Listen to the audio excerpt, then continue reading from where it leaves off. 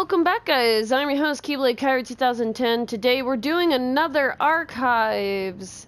This one is just about the entity. These are just random pages that are strewn about and everything, so we don't have everything in this specific video. I think later on down the road we might get more information, but for now we can work with the pages that we have right here, right now. So enjoy the entity. Arcus 1.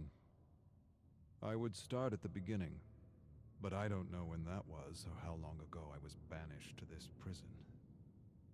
What I know is I've been observing and studying the inner workings of this entity that had once been, well, an obsession. How ironic that I should be sentenced to live out the rest of my days in the very thing I sought to destroy. An obsession turned prison, as all obsessions are, I suppose.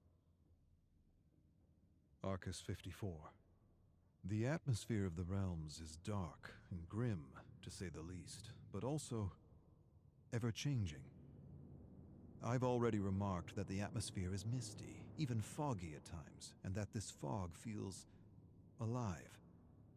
It seems to contain swirls and streams of memories or imprints of beings from multiple Terra worlds. It is as if the entity absorbs all the psychic energy and thoughts of beings it snatches as it journeys through the endless cosmos. I've used the Oris to study the Black Fog, and have come to 3 observations that will prove invaluable to finding a way home. First, the fog is rich in auric particles, leading me to believe this dimension is more conscious than it is material. Second, I should be able to manifest anything I am able to pull from rifts in the fog, using techniques passed down from my family. Third, the entity is far more ancient than we ever suspected back home, and most of our theories and conjectures were wrong. The rich presence of auric particles and cells suggest it is one of the original ones, an ancient. Arcus 142. The entity is the cosmic embodiment of evil.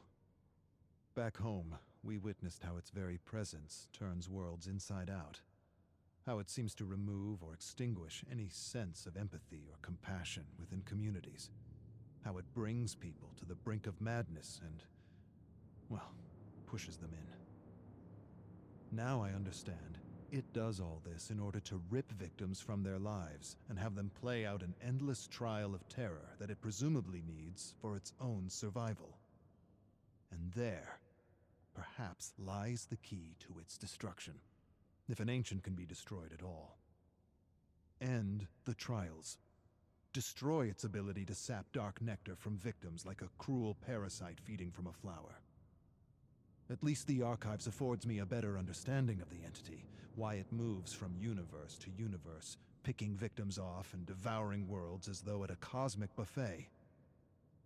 What I have yet to conclude is whether it is attracted to worlds that are brimming with darkness and madness, or if it is in fact the catalyst of such darkness and madness.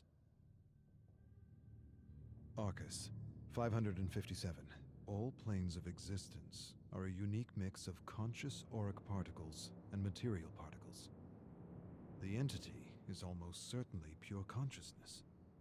The observable fact of existence is the material world responds to and changes with consciousness. Collective consciousness is the key. The body, the home, the trial, all of it is an expression of the entity's unconscious need for fear and terror. The distinct observation in the specimens chosen by the entity is that they all come from worlds that have failed to understand the metaphysical relationship between their thoughts and the world they live in. This is not by chance. It is, to my mind, self-preservation. Victims who know this truth and have honed their ability to manifest could be poisonous to the entity. This leads me to believe the entity is attracted to dark worlds, because darkness and chaos are clear indicators that inhabitants have failed to connect the dots between the collective consciousness and the health of their world. The conclusion, then, might be that the entity feeds off ignorance. Arcus 731. Hard to tell when one day ends and another begins. The tower and the library help me cope, but it's hard to forget the truth of my situation, even for a moment, knowing everything I have is a lie. I have access to anything I want, and yet I have nothing. The survivors continue to undergo the trials of the most brutal of killers. I continue to search the fog for the memories of those who found a way to escape. It sometimes feels like a futile search. But then again, I've got time on my hands.